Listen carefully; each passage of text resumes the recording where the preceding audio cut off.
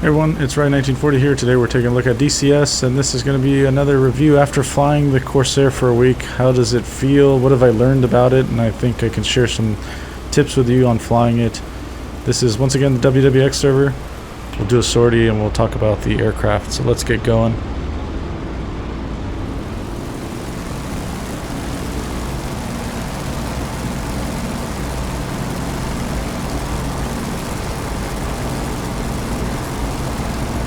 So we're loaded up with a 1,000-pound bomb and two 500-pounders and then 8 rockets. We're pretty heavy. We got to be really easy here. We dipped quite a bit there. Slowly not taking the flaps. It's really important if you are super slow to kind of keep a steady hand on the stick, because any sort of lateral movement is going to turn into like a massive roll, and you're just going to flip over and flop into the ocean. You see that a lot when you're too heavy in the Corsair. Alright, we're safe now. We can close this guy.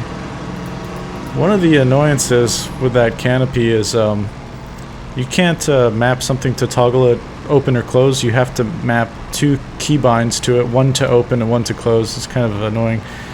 Now we're going to head to Saipan, which I believe is on the other side. Yeah. So on WWX now, Cobra's been iterating it a bit, and there's some weather in it, and I think that's really good. Let's turn the radio thing off here. That chiming that you hear is, I think, from the scenario.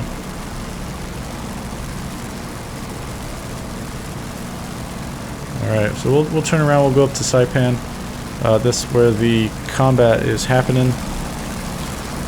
So, I don't know if this is a bug in itself, but a lot of people have complained about the speed of the Corsair and the power that it has.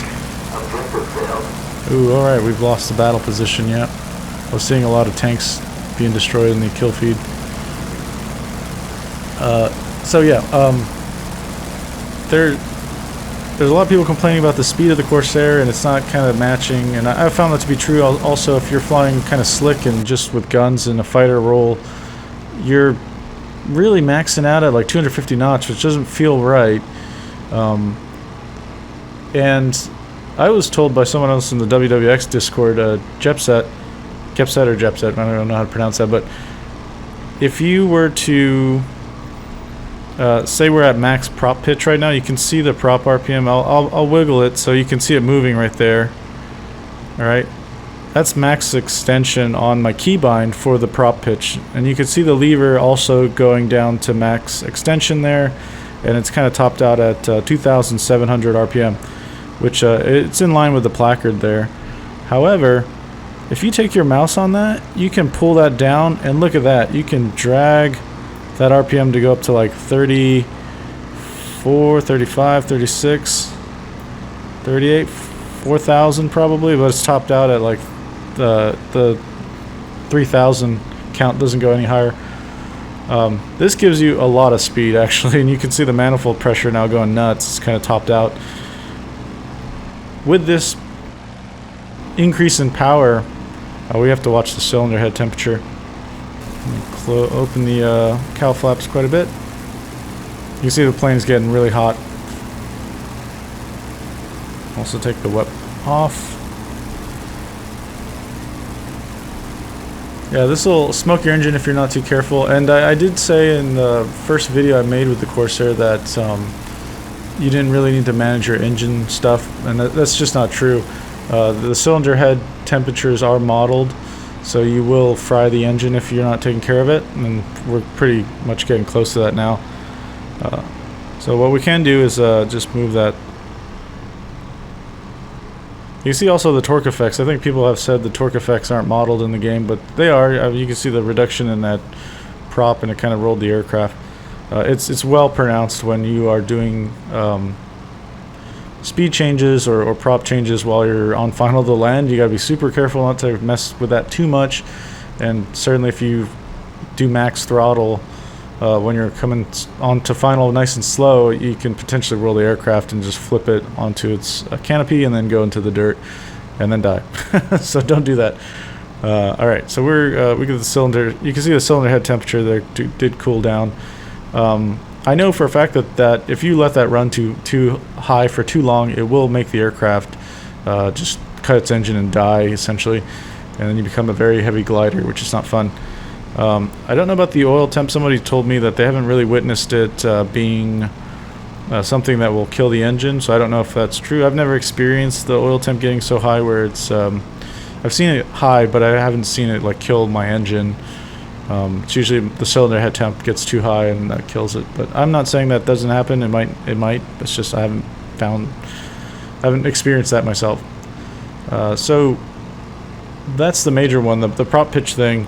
We can go back to max prop, and then you could pull down with your mouse there, and you just get a boost.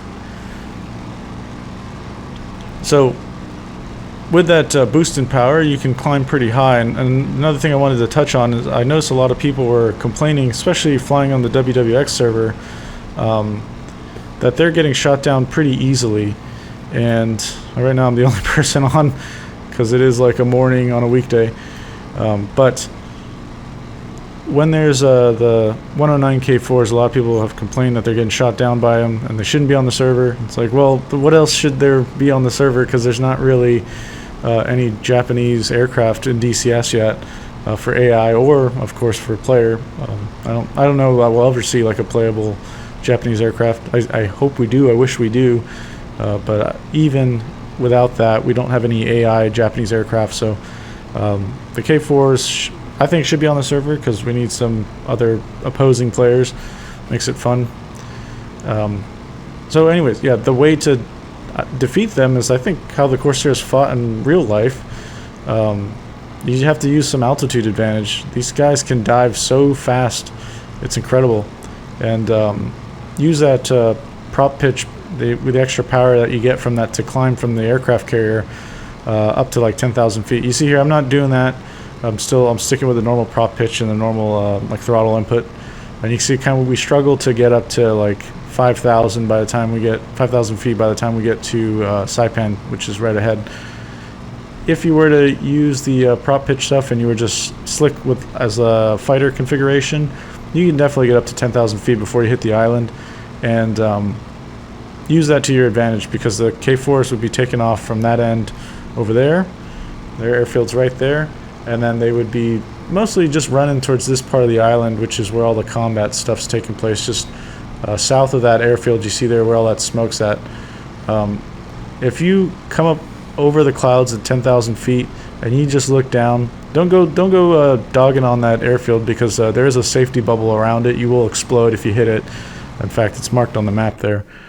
No fly zone. So just because, you know, it's a game for PvP, we need to have people be able to take off. But yeah, if you get over Saipan and you hang out at 10,000 feet and you just wait for a K4 to slowly climb up towards the front line there, you can just dive bomb on them and just boom and zoom them, and you'll definitely get some kills. I've got some kills, and I'm not a good dogfighter at all. In fact, I don't think in this Corsair that you should be dogfighting too much. Although if you get really good with feeling out the edge, the plane does turn a lot. It's just that once it gets super slow, it becomes highly unstable, and it's definitely hard to claw back that airspeed. You really have to invest some time to climb up to altitude to get some potential energy to dump on the enemy planes. So with that, I definitely recommend checking out the prop stuff. It's pretty nuts how much of a performance change there is. In fact, I think it might even be a bug because I think you could just keep going with it, which is pretty nuts. But yeah, that allows you to, I've seen some people get up to like 350 knots with the Corsair, which seems right. I think it didn't go much faster than that, maybe like 380 or something. But yeah, 350 knots feels good for a clean, slick fighter. Of course, I think you have to button up a lot of the flaps and the coolers and stuff to make it completely slick. Otherwise, you get some drag, which is going to reduce the airspeed. But yeah, it's a lot better than cruising around at 250 knots in a clean configuration and just getting jumped on by everybody. So there's that. The other one, over the week, I've heard a lot of people say, even from the start of when this plane came out, use 20 to 30 for your curves. Definitely do that, and it feels much better with the rudder. I don't think that's the best like long-term solution for an aircraft. I know I think there's a debate in World War II warbirds in DCS if planes should have to have curves or if they should be designed so they don't need curves. I'm not going to jump into that debate, frankly, because I don't know too much about it. However, I just like when I can hop into an aircraft and the controls feel normalized for my regular HOTAS setup, and I don't have to add curves to it. I certainly don't even use curves on my helicopters, especially the Mi-8. I just fly it normally because I don't want the controls to get too messed up by the intensity as the movements of the joysticks. I think on a 1-to-1 is probably the best for helicopters. Alright, so yeah, still no one's on. I love the rain in this mission now. It's so cool. You know what, we're over the front line and we are not even armed up because I've been just talking about the plane. Alright, so let's take this opportunity, no one's online, to just bomb the crap out of the depots. Okay, I've got to set this guy up to nose and tail and have that release on. Also, probably should charge the guns. That's probably a good thing in case somebody does hop on. Another thing to touch on with the server that I've noticed a lot of people are confused by, there's now a big brief thing in that white box. It kind of tells you how the smoke works. Make sure I'm not crashing here. So you see we got green smoke out there in certain positions. Ooh, someone must be online. Yeah. That yellow tracer is usually Japanese machine gun fire. So we got green smoke out there. If we look, kind of zoom in on the map here, you can see there's orange, there's white, there's green. All these radios marked everywhere. And the radios are positions that your friendly forces are at, and they want close air support.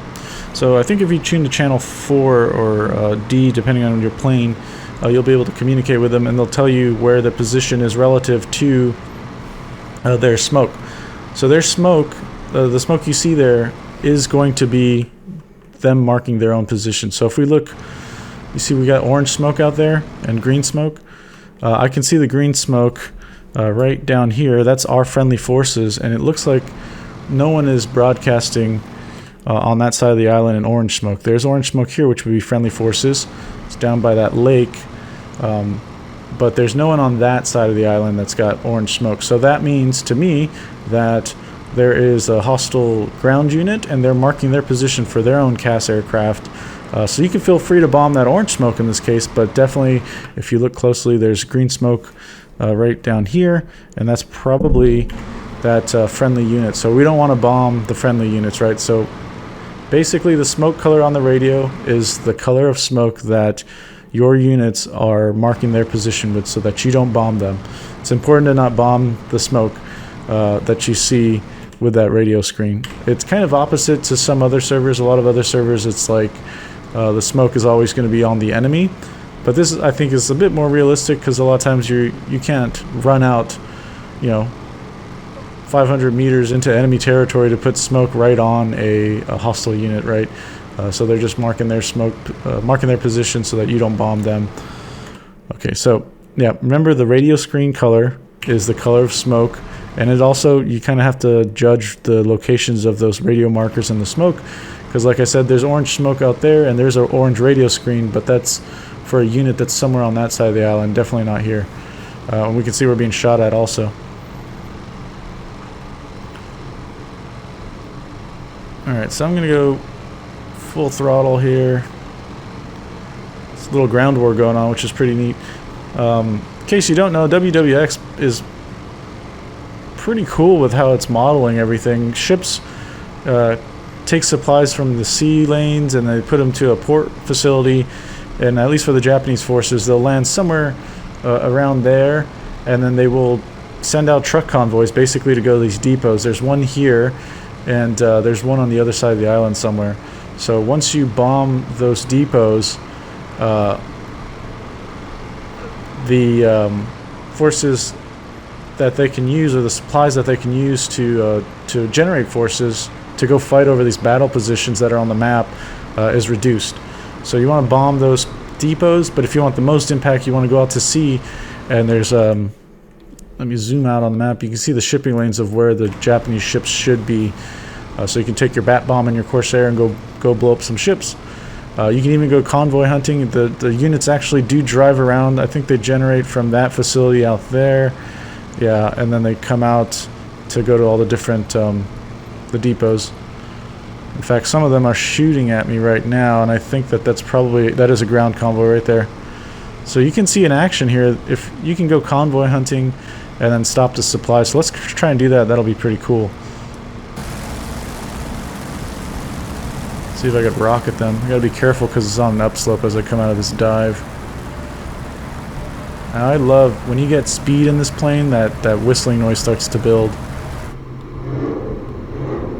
Alright, let's see how we did. Oh, that's a wall right there. That was not too bad. Although I don't think I hit anything. We'll see. Right, we'll line up better. That's another thing. If you're flying at like 10,000 feet in a fighter configuration for this plane, going after Japanese or I'd say Japanese 109 K4s, it's a treat because this plane starts to whistle really loud going that fast as you dive down. Oh, look at this convoy. You can see here. I mean, this is what I love about the WX stuff. So they're driving out to this facility right here, or up on the hills there, I think. It used to be right there. It's been moved. Oh, we got some stuff, I think. Or that is so cool. I might have one set of rockets left. I'm not sure.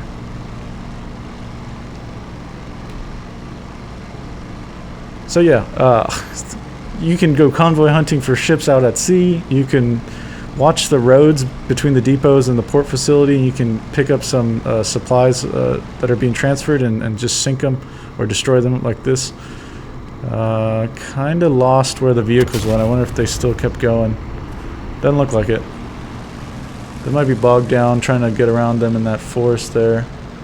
Yeah, I see some truck parked in the trees there. Alright, we'll come back.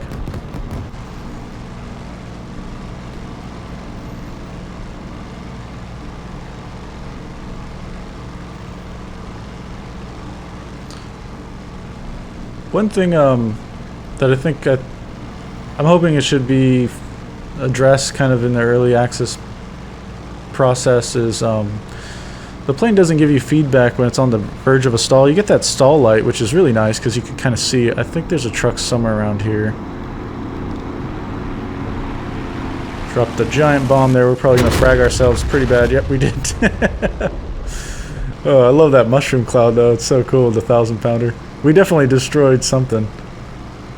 Oh, that is so neat. Yeah, it's that vehicle out there hiding with smoking now.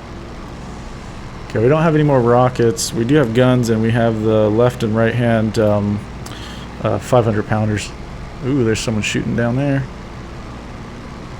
I don't care too much about the escort vehicles, but I do care about the trucks because obviously we don't want the supplies to go to the front. What happens when the supplies gets to the front is that they will, if you watch those depots, they'll spawn enemy vehicles, like combat vehicles, to go, this is a bad pass, to go drive out to those battle positions. So if you, oh, who's that? Okay, that's the P-47, we're safe. So they'll drive their units out to the front line and engage your troops. So if you can keep them from doing that, that's good, because there is like a AI commander for each side, and they kind of, depending on what they think is the enemy composition, they'll select the battle position they want to go after, and they'll send forces to it if they got supplies to do that. As one side becomes weaker, that side starts to become more desperate, and the AI commander will start sending out like weaker units to just desperately try to attack something to get a position back. So you want to keep your guys as best supplied as possible. All right, let's see if we can eliminate this this one truck that's out here. All right, we're gonna drop the left-hand bomb. See how that goes. Oh, not bad. Yeah, that's pretty good. Alright, that AA truck, we'll just leave them. Alright, very satisfying. I just... That's so cool that we just randomly saw a truck convoy like that. I was actually trying to go to the depot. Where is that depot? I'm missing it.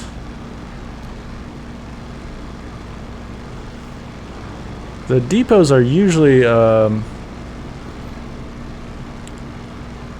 white built, like the white alarm. There it is. That's what that must be what that P-47 was attacking. Yeah, he has messed that one up. That's really good. So we're shutting them down. It's pretty good. Of course, the danger is if any red spawns in right now, we're gonna get shot down. At least I will, because I'm pretty slow and heavy with this Corsair. The other depot, I think, is there. It is. That one's bombed out already. Now, if you're on the side where your depots have been destroyed, you don't have to fret because they will respawn, I think, every 30 minutes or something like that. So it just keeps the game going. And there are other units out there, like I think there's an artillery unit, I think, sitting on that field. You could call in artillery. And you see there we got the ship destroyed by enemy sub. There are enemy submarines in the game. You can go do some ASW in like the Mossy or something. And there's a whole sonobuoy thing that you can do, which is really fun. Using the radio menu, you can drop sonobuoys where the suspected submarines are, and they're marked on the map. Let's line up here.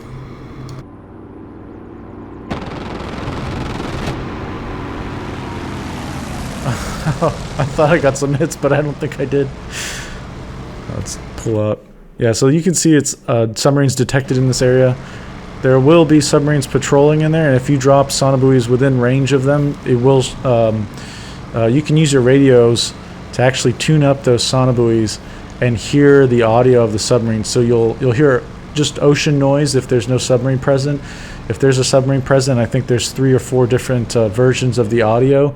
And obviously, oh, there we go. I think I smoked my engine. What was hot? Okay, so my cylinder temp was fine. It's just my oil temp was really high. If you look down there, so yeah, the oil temp does smoke the engine. I think a lot of people were saying it doesn't, or it didn't appear to, and I think that's what happened. Yeah, cylinder temp's pretty low. Let's see if we can glide it in. Oh man, I don't want to. Oh, we should probably get our cockpit open actually. Oh, that looks to be like enemy gunfire shooting at me. Yeah, we're over the enemy depot. This is not good. Oh man. Oh boy. I should probably just bail out. Yeah, let's do that. Oh, here we go. Well, it's a beautiful beach to bail out into. I hope the parachute opens. There it goes. Alright, we're good. Look at that plane. Oh man, we are so screwed. We're so screwed. Ah, oh, jeez. Yep. Man, this terrain looks so good. I wish. I hate, like in DCS, I think you gotta use like your joystick controls or rudder. Yeah, my rudder will spin me around. Is it the throttle that moves me forward? I don't know. I wish it had like normalized like first-person shooter sort of controls once you're on the ground, because it'd be kind of fun to just run around. I mean, look at how detailed everything is. I really like that. Yeah, I used to live in Guam, which is not far from here. It's in the Marianas chain as well, and the beaches are just gorgeous, and it was amazing. Like the water was just so warm that you can go out to the beach and just sit there all day long, and the water's just nice and warm, and especially in Guam, it's kind of built around a sunken volcano, so there's like an atoll or little bits of like a rim that goes around some parts of the beaches on some of the on the island, and so a lot of the big waves don't come in, and it's just perfect for swimming, especially if you have like kids and stuff. It's really good. Yeah, this was another look at the Corsair. Oh, I can even fly my camera around. After having it for a week, I definitely recommend looking at how the prop stuff is working. I think it's a bug. I don't know that I should be able to go like crazy amounts of prop pitch, but at least it is putting in more power, which makes it more enjoyable. And it seems to be, you can't go crazy speeds with it, but you can definitely go up to like into the 300, 350 knot range, which is better than the 250 range as a clean configuration. Just seems a little wild to me. So that helps a lot with the low power setting, and it does if you're flying much higher. You're definitely going to be able to bomb down on other enemy aircraft, and what is he shooting at? And you'll be able to be successful in dogfights. Don't try to turn and burn with people. The Corsair is definitely not for that. It can turn pretty tightly, but you get a couple turns and then you're so slow that you're kind of cooked at that point. They're going to get you. And then the rudder thing, yeah, the 20-30 curves do help a lot. It's not flopping around. It's just, I think most people complained about it, especially me, because we're just used to hopping into a plane where we don't have to do that. But that does help out the controllability. And of course, it's important to know in the Corsair, once you get slow, you have to be so careful with your roll input and your rudder input, because eventually you can get the snaps stall, and you're going to flip and go right into the dirt. I noticed a lot of people, when they take off, especially on that island over there, they just yank on the stick too much, and immediately they just roll over onto their cockpit side and just tumble right into the ground and die.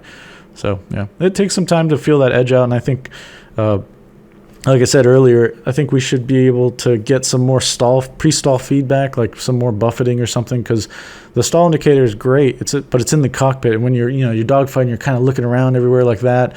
You're not looking at that light, and really there's no sound or heavy buffeting to let you know like you're about to depart the aircraft.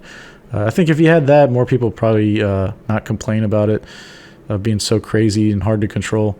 But overall, I really love the Corsair. I think some of the things that people said, even myself, when it first came out, they're just wrong. Like, there is engine management. The engine does cook itself with the cylinder temp, and we saw there, I probably cooked mine with the oil temp, not checking that out as close as possible because I was so enthralled in bombing the convoy there. That was really neat.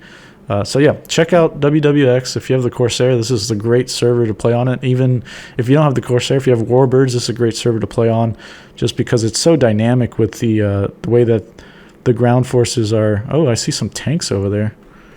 The way that the ground forces are like moving around. You see some dots over there. What is that? And it's like a 24/7 war. As long as the server's running, all the battle positions, once they're captured, then they will. The server will restart, but even if no one's on, the AI is just still, the generals are still battling each other, and we always joke that it's kind of like an ant farm and just watching the ants play if nobody's on. What was that? I saw some vehicles drive around here, but I don't know where they went. Anyways, yeah, check out WWX if you have the Corsair or any of the Warbirds. It's a great server. There's only like 20 slots, so sometimes it's full, but it's definitely fun if you can get in. If you have any questions or comments, leave them down below and I'll get to them as soon as possible. See you on the next one. Bye.